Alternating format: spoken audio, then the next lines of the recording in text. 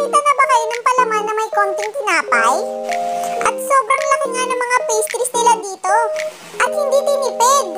At meron pa nga silang pa-virtual effect dito sa dining area nila na tuwang-tuwa talaga si Jack Jack. Dito pa na to sa Good Pastry Cafe sa Parañaque City.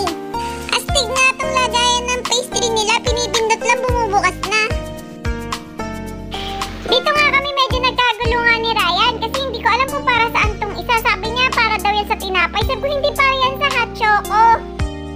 Sa huli ay hinalo ko na rin pero mahirap talagang tunawin. Pero para lang naman yung frap, yung diba nasa ibabaw nun may cream.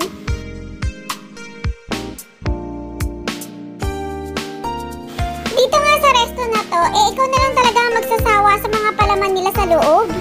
Yung base ng pastry nila ay para sa croissant, tapos iba-iba na ng flavor yung palaman sa loob. Ang pastries nila dito ay nagre-range from 250 to 350. Hindi masyadong mura pero quality talaga. Oh, sa next lamon uli, hanggang sa muli!